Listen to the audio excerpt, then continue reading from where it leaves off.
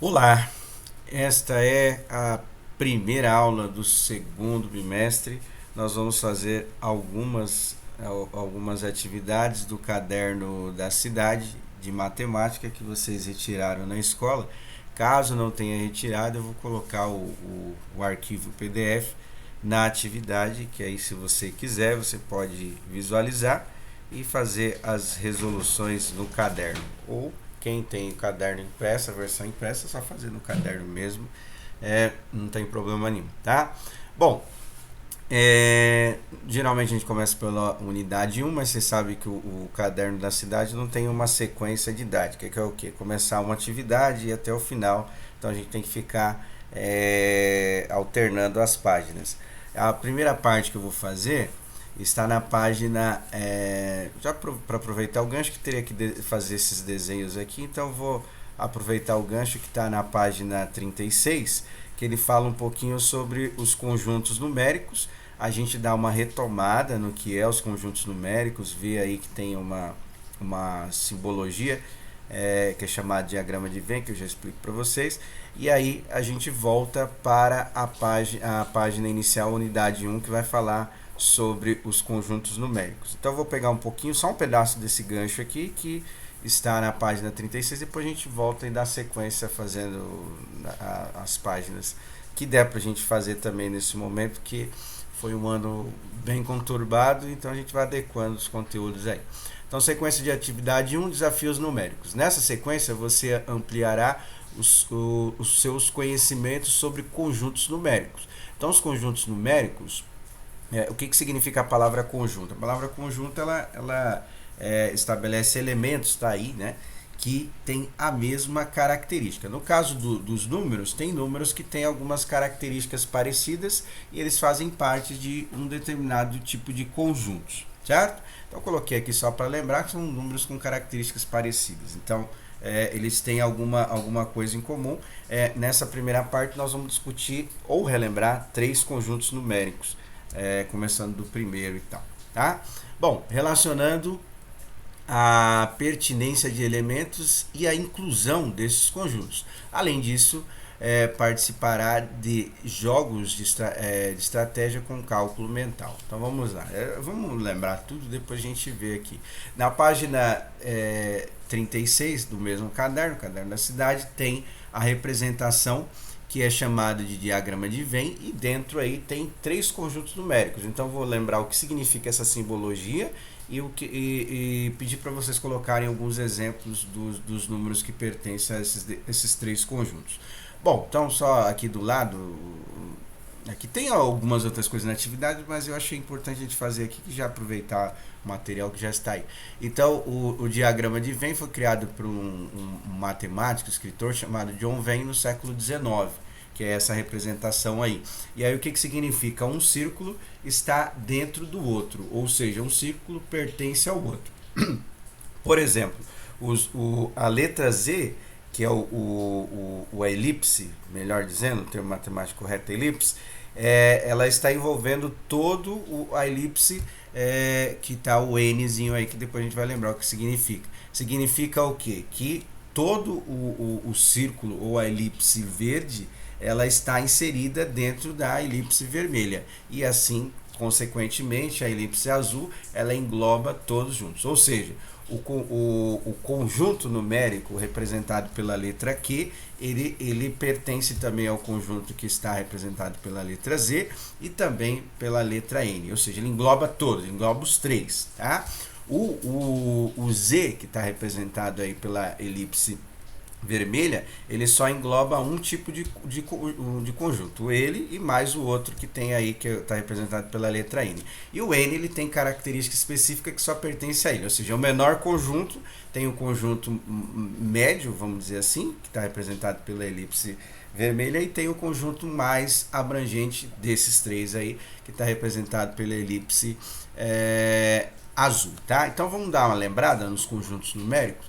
Esse N aqui, ele se refere, é um N um pouquinho desenhado aqui, tá? Ele se refere ao conjunto dos números naturais. Como o próprio nome diz, o conjunto dos números naturais surgiu com a necessidade do homem contar as coisas naturalmente, tá? Então, o sistema de contagem que a gente utiliza até hoje eram os dedos, né, das mãos, e aí nós temos o sistema decimal, tá? Que a gente vai variando as unidades de 0 a 9, 10 unidades, de 10 a 19, 10 assim vai, porque nós temos 10 dedos na mão. E aí, nas mãos. E aí foi estabelecido esse sistema com a necessidade do homem contar naturalmente as coisas. Tá? Então, assim, os números naturais, eles são usados para representar quantidade de coisas. A menor quantidade que eu tenho é 0 e a quantidade maior é infinita, ou seja, os números são infinitos porque, independente do número que eu pensar,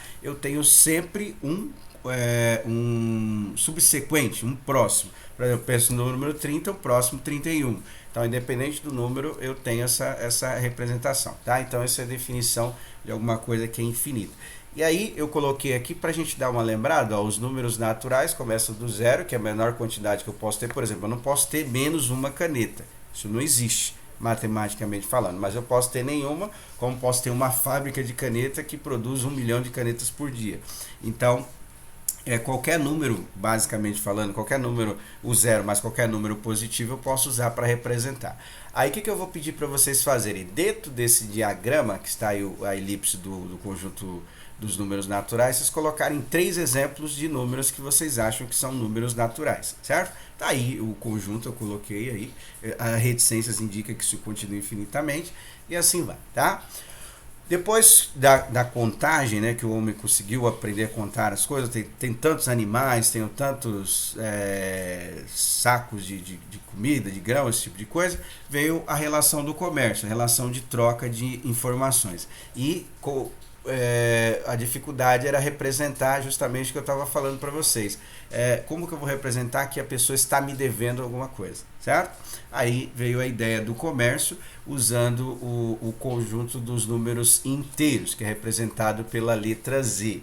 É difícil saber assim a origem, porque isso é muitos séculos antigos assim.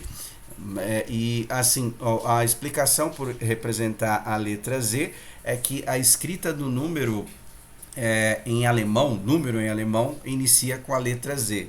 Então, esta simbologia foi usada e a gente utiliza até hoje, tá? Mas quem quem descobriu os números inteiros e tal, é difícil, não tem registro histórico até o momento disso. Então, os números inteiros foram usados para representar a quantidade de dívida e também pode ter saldo positivo também numa relação do comércio, certo? Então, os números inteiros é o conjunto que vai ser todos os números negativos, o 0 e mais os números positivos. Então, o diagrama acho que é bem didático, porque você vai reparar que os conjuntos dos números naturais está dentro dos números inteiros também, não é? Porque eu tenho 0, 1, 2, 3 infinitamente, isso é o conjunto dos números naturais. Então, o que acontece? O conjunto dos números inteiros também engloba os números naturais. Então, o que você vai fazer? Você vai colocar 3 números naturais no primeiro círculo.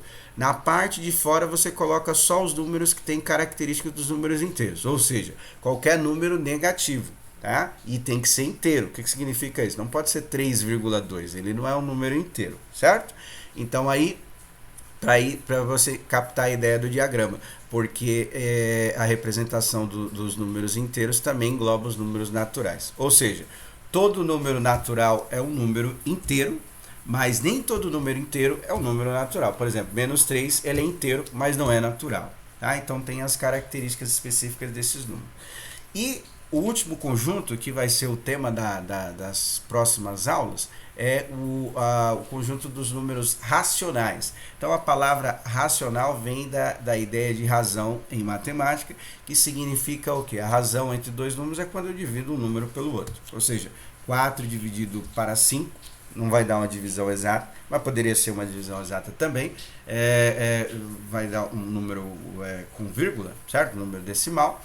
Então, a razão entre dois números é chamada de um número racional. Então, ele é representado desta forma aqui, tá? O que porque quando a gente divide os dois números, coloca o número lá na chave, o resultado da divisão é chamada de quociente, você escreve com QU. Tá? Então, quando eu divido dois números, a razão, né? Por isso que dá origem aos números racionais aí. Então, o resultado da divisão é chamado de quociente, por isso que é representado pela letra Q. E aí, a forma geral desses números racionais, é o que a gente conhece como fração, popularmente falando, tá? E aí ele é representado da forma A e B. Esse A e B, necessariamente, pela condição de existência da fração, tem que ser dois números inteiros. Então, o exemplo que eu dei, 4 e 5, é uma fração, ele pertence aos números racionais, tá? Ele não é um número inteiro. Pode ser negativo, pode ser positivo, e aí o que você vai fazer? Você vai colocar no círculo azul aí, espalhado aí da maneira que você quiser, 3 exemplos de números racionais, ou seja, números que têm a forma A sobre B, e eles têm que ser inteiros. Não pode ser, por exemplo, 3,1 sobre 2 sobre 2, por exemplo. Não pode ser, tem que ser números inteiros, que é a condição de existência da fração, tá? Pode ser número positivo, pode ser número negativo, e outra coisa, para a gente já captar a ideia, pode ser dois números iguais também, pode ser 4 e 4, certo? 4 dividido para 4 dá 1, é um número natural o resultado, né? Então, ou seja, aquele conjunto maior ali, o conjunto dos números racionais, engloba também os números inteiros, engloba também os números naturais. Ou seja, todo número natural é um número racional? Sim. Todo número inteiro é um número racional? Sim. Mas nem todo número racional é um número inteiro e é um número natural, certo? Então esta é a ideia aí. Eu uso a página, provavelmente a gente explicar dessa maneira, vocês usam e colocam alguns exemplos. Aí continuando aqui, nós vamos fazer a atividade que está na página 8, que tem a ver com esta ideia dos números racionais. Já relembramos, tá? Agora nós vamos fazer um aprofundamento aqui. Uso racional da água. Nessa sequência, você vai retomar o estudo dos números racionais, representado na forma decimal e na forma fracionária. Então, por exemplo, a parte de fração, se eu dividir os dois números, eu tenho uma escrita decimal, certo? Em alguns casos, desde que esses números não sejam iguais. Mas, por exemplo, se eu tenho R$1 dividido para duas pessoas, 1 sobre 2 eu posso escrever na forma de fração, 1 dividido para 2. Dividindo R$1 para duas pessoas, cada um fica com 50 centavos, ou seja, posso escrever com 0,5. 0,5 é uma escrita que a gente chama de decimal, tá? Irá aprender a determinar a fração geratriz e uma dízima periódica. Não sei se vocês lembram o que é dízima periódica, mas a gente vai retomar esse conceito aqui nas aulas. Vai ainda refletir sobre o uso racional da água. Aí está lá um cartaz, representação de 2 alunos, economize água e não desperdício. Então aqui tem algumas atividades que vai tratar desse tema da água, e aí a gente vai realizá-las aqui. Atividade 1. Denise e Gabriel estão muito preocupados com o uso indiscriminado da água. Sabem que a água é um bem precioso e que, com a falta dela, muitos problemas vão surgir na sociedade. Preocupam-se com o desperdício e, por causa disso, 2 amigos resolveram colocar alguns cartazes para conscientizar os estudantes na escola. Você sabia? Aí tem a situação A. Um buraco com apenas 2 milímetros, a unidade de medida, em um cano desperdiça por dia 3.000 litros d'água. Situação B. Lavar o rosto com a torneira aberta durante 1 minuto consome 2,5 ou 2,5 litros de água. Situação C. Cada pessoa necessita de 3,3 mil litros de água por mês, cerca de 110 litros de água por dia. Olha que coisa, hein? Para atender as necessidades básicas. Isso aí com certeza é o mínimo, tá? Que cada pessoa precisa, mínimo, tá? Só para saber de como que ele chegou, ele pegou 3,3 ou 3 litros e 300 dividido por 30, e dá aí aproximadamente esse valor, tá? Bom, Então aí, na escola, aproveitando os cartazes para identificar os tipos de números grifados, ele grifou alguns números lá, não sei se vocês perceberam no texto, já veio o grifo do material mesmo. Se não tem, o que eu peguei aqui não estava grifado, mas se não tiver, vocês grifam os números lá. Ajude-os nesta tarefa a identificar o número e o conjunto numérico a qual pertence. Bom, na verdade ele pertence a um tipo de conjunto só, dependendo do número, tá? Mas todos eles, como a gente viu, pode ser escrito no número natural, mas nem todos. Então o primeiro, eu coloquei só 3, tá? Por 3.000 eu coloquei só 3, que aí a gente pega só aquela parte lá. 3 ele pode ser o que? Ele pode ser um número natural, ele pode ser um número inteiro e também pode ser um número racional, tá? E aí, para a gente escrever ele em forma de fração, existem várias e várias maneiras, mas só para a gente ver que um número natural também pode ser escrito numa forma de um número racional, ou seja, a forma A sobre B, tem várias maneiras, mas uma maneira é essa daí, 3 sobre 1. 3 dividido por 1 dá o próprio 3. Tem outros números que você poderia colocar. Poderia colocar 6 por 2, 9 por 3, 10 por 10 não, 30 por 10. Tem várias maneiras. Coloquei uma maneira só, tá? Então, um número natural também pode ter a sua escrita com um número racional, que é a forma de fração, certo? Bom, a situação B. A situação B, ele falava do consumo lá um furo num cano, não, escovação de dente, né? A escovação de dente, ou alguma coisa assim. E agora deu branco aqui qual que é. Mas era 2,5 litros d'água por dia. É a escovação de dente, certo? Esse daqui já é um número, não é um número natural, porque eu não posso representar uma quantidade, por exemplo, eu tenho 2 canetas e meia, e aí não tem como essa situação, né? Eu posso quebrar a caneta, mas pensando numa quantidade, eu tenho uma ou eu tenho duas, eu tenho duas ou eu tenho 3, certo? Não posso ter 2 filhos e meio, ou é 1 ou é 2, tá? Ou é 2 ou é 3. Então, isso aí é um conceito do número que é chamado de número racional, que a gente pode representar pela quantidade A sobre B, ou seja, 2 números diferentes, só para lembrar, né? As letras aí é isso. Então, o que acontece? Como esse número, tem várias maneiras, mas a maneira mais fácil é a gente observar o número de casas decimais, igual a gente fez nas aulas de porcentagem, nas aulas que a gente estava fazendo a retomada das operações básicas. A gente percebe que esse número ele é composto por uma casa decimal. Uma casa decimal é o resultado da divisão por 10, não é isso? Igual a gente fez quando a gente dividiu o número por 10, a gente conta uma casa decimal para fazer de uma maneira mais rápida. Ou seja, eu posso escrever esse número 25 dividido por 10. É uma forma de representar essa fração, certo? Aí vocês vão colocar aí o conjunto numérico que ele pode ser mais que um, tá? Mas a proposta é que você coloque aí para os números racionais, mas pode ser mais que um, dependendo do número. Por exemplo, o primeiro pode ser inteiro e pode ser natural, tá? E esse daí não, esse daí é só racional, tá? Bom, o outro é a mesma coisa, é 3,3, que é a quantidade mínima de água que cada um precisa por dia, né? Então aí 3,3 fácil também, uma casa decimal, ou seja, eu posso colocar desculpa aí a tosse, 33 por 10, certo?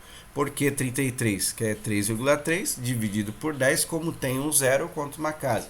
Então eu posso representar dessa maneira também, tá? Então aí coloca só os conjuntos dos números aí, a representação decimal e fracionária já está aí, e aí a gente dá sequência aqui às atividades.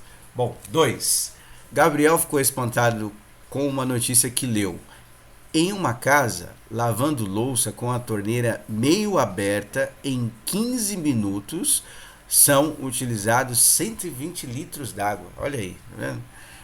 Se tirar toda a sujeira da louça com papel toalha e esponja, o consumo pode chegar a 20 litros, uma redução no consumo de quase 85%. Olha aí, só com um hábito, não é? Então, tirar a primeira sujeira antes de deixar a torneira aberta, só ligar quando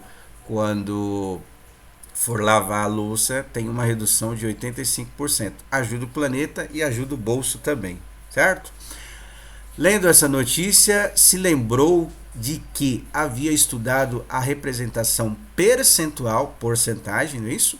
Que, nesse caso, indica uma redução no consumo. No caso, está falando de 85%, certo? E é um número que pertence ao conjunto dos números racionais. Essa representação é uma forma de escrever um número racional, ou seja, a parte de fração, igual a gente estava falando, tá? Mas não só fração, decimal também, com casas decimais. Bom, aqui na apostila ele já vai dar um exemplo de como que é, então, por isso que nós recordamos também a parte de porcentagem, pensando nesses conteúdos aqui. Para a página 9, esta representação. Então tá lá, 85%. O que é 85%? Quando eu falo 85%, pensando dos litros lá, a cada 100 litros, a economia seria de 85 litros, certo? Essa é a ideia, cada 100, 85. Então eu posso representar 85 sobre 100, que é uma forma de representar a porcentagem também. Então essa é a representação fracionária, ou seja, uma fração. Eu tenho um total, no caso é 100, e as partes, no caso 85, certo? E se eu pegar 85 dividido por 100, lembrando da parte de porcentagem, que é importante pegar aquelas aulas lá e ver, quando eu divido o número por 100, eu conto duas casas para colocar a vírgula. Como não tem nenhum número antes do 8, então esse número é zero. Nada em matemática a gente representa pelo zero, tá? Então essa é a representação decimal, certo? Então as três formas representam a porcentagem e as duas do meio aí, que estão grifadas, são as representações para o conjunto dos números racionais, ou seja, dividindo 85 por 100 dá 85, isso é a razão, é chamado de razão. Esse número 0,85 tem uma razão de ser. Qual é a razão de ser? 85 sobre 100, certo? Bom, aí tem algumas atividades para a gente treinar essa ideia. Eu vou terminar essa atividade 1 e vou colocar um pedacinho da atividade 2 que já está na sequência do material. Denise achou uma informação sobre o consumo de água, afirmando que 1,7 de cada... É uma média, tá? É óbvio que não tem 1,7, né, pessoas e tal, mas vamos lá. 1,7 de cada 10 pessoas está economizando este recurso natural. Ou seja, quase duas. Tá? Ela queria saber qual era esta porcentagem e fez 17 sobre 100, certo? Fez 17 sobre 100. Você concorda com essa representação? Por que ela colocou o denominador 100? Bom, a primeira parte é fácil da gente responder. Agora, por que ela colocou o denominador 100? Provavelmente pensou na porcentagem e tal, mas é uma hipótese, é difícil saber o que ela pensou. Mas vamos fazer a primeira parte aqui. O que a gente vai fazer? 17 dividido por 100. Pegando o exemplo lá anterior, que está no material, já está aí, eu já expliquei. 17 dividido por 100 vai dar quanto? E isso representa quantos por cento? Certo? Do lado, aí eu vou fazer a comparação aqui, 1,7. Tem várias maneiras de a gente escrever esta representação, mas eu vou usar o denominador 100 para tentar identificar aí o porquê que ela fez isso daí. É óbvio que está errado, tá? Está errado porque quando você fazer a divisão, você vai ver que não vai representar o mesmo número. Ou seja, quando você divide 17 por 100, não vai dar 1,7, que era o que estava na informação, tá? Então, assim, fazendo esta escrita, esta é a maneira correta de representar 1,7 na forma fracionária, tá? Eu tenho 170 dividido por 100, ou seja, eu vou, no caso da divisão, vou contar duas casas para colocar a vírgula ficaria entre 1 e o 7, ficaria 1,70. O zero à direita da vírgula não faz diferença do número, ou seja, eu posso escrever 1,7 ou 1,70, que é a mesma coisa, tá? Então a forma correta é essa. Então provavelmente ela se confundiu aí na escrita, tá? Para poder representar o número. Essa é uma hipótese, tá? Se você quiser elaborar outra hipótese, como a resposta pessoal da segunda pergunta, você pode elaborar até uma hipótese melhor do que a minha. Mas a primeira, ele está perguntando, é uma afirmativa, você concorda, você vai dividir 17 por 100, coloca lá a resposta e coloca sim ou não, tá? E se quiser acrescentar o porquê, pode colocar, mas a ideia é que pelo menos você faça esse cálculo aí. Obviamente não precisa nem dividir, né, pessoal? É só prestar atenção na parte e nas aulas que a gente fez aí da atividade diagnóstica, tá? Bom, dando sequência aqui, aí ele vai... Não sei se vocês lembram, teve uma atividade bem parecida no Trilhas da Aprendizagem do ano passado, que era para fazer essa daqui, a comparar as três formas de representar a fração, né? E a forma percentual também é uma fração, é uma quantidade de alguma coisa. Então aí ele pede para representar os números na forma decimal e na forma fracionária, ou seja, 43% que ele deu. A forma fracionária, pegando o exemplo anterior, como que ficaria? Lembrando que a porcentagem sempre vou dividir por 100, certo? Aí tem a outra forma, que é a forma decimal, ou seja, como que ficaria a forma decimal, tá? Só tomar cuidado com alguns aí, principalmente do 5,2. Aqui, se a gente voltar aqui, ó, isso daqui representa o que? Representa 170%, tá? É só para não se confundir na vírgula aí, certo? Porque seria 170 dividido por 100, que é 170%, ou seja, a cada 100, 170. Esta é a ideia, certo? Aqui tem algumas escritas que vão ficar mais ou menos nessa ideia. Por exemplo, olha lá, 1,3, tá? Então tomar cuidado, mas qualquer dúvida vocês podem colocar lá no Class 1 que a gente pode tirar as dúvidas, certo? Bom, e aí aqui finaliza a atividade 1, tá? Eu vou colocar só um pedacinho da atividade 2 já para aproveitar o gancho que está aí falando do tema da água, e aí a gente finaliza a aula de hoje. Atividade 2. Denise e Gabriel realizaram uma pesquisa sobre o uso da água com 50 estudantes do 9º ano de uma escola municipal de São Paulo. A intenção era saber quantas pessoas fazem uso consciente de um dos recursos mais importantes do planeta, a água. Bom, aí só tem isso aqui para fazer no primeiro item da atividade 2. Observe a frase. 26 dos 50 estudantes deixam a torneira aberta enquanto escovam dentes. Qual a representação decimal equivalente à fração de estudantes que deixam a torneira aberta? Bom, a fração equivalente é o quê? A cada 50, 26 deixam, né, a torneira aberta. Ou seja, a representação seria isso aqui, 26. Eu coloquei um 10 aí, mas é 50, viu? Dá uma arrumadinha aí. 26 sobre 50, certo? Então aí esta é a forma escrita. Aí o que ele pede? Ele pede para fazer a representação decimal, para comparar as várias maneiras de representar o conjunto dos números naturais. Bom, eu coloquei aqui, agora aqui está certo. Eu coloquei aqui 26 dividido por 50. Aí o que você vai fazer? Você vai fazer a divisão e escrever isso de uma forma correta. Lembrando que para eu poder dividir um número, o número que está na chave, ele tem que ser menor do que o número que eu estou dividindo. No caso aí, 26 não é menor que 50.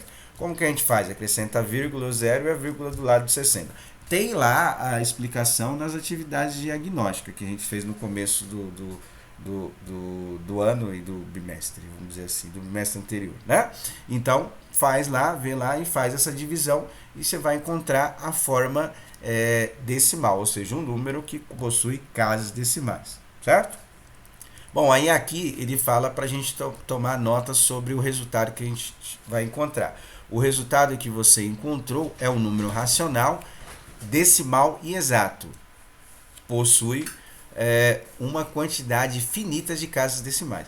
Então, tem duas características dos números racional. A primeira foi essa que a gente debateu aqui na primeira e um pedacinho da segunda atividade, que é o número que tem casas decimais, mas é um número de casas decimais finitas. Ou seja, pode ter duas, pode ter três, pode ter quatro e assim vai. E aí depois, nas próximas aulas, nós vamos ver a outra característica do número racional, que é uma quantidade de casas decimais infinitas, mas tem um padrão, que aí separa os dois conjuntos de números, já adiantando um pouquinho, que tem os números irracionais e tem os números racionais também. Então é isso, tá? Façam as atividades, qualquer dúvida, pergunte, e aí para a aula de hoje é só. Um abraço a todos, até!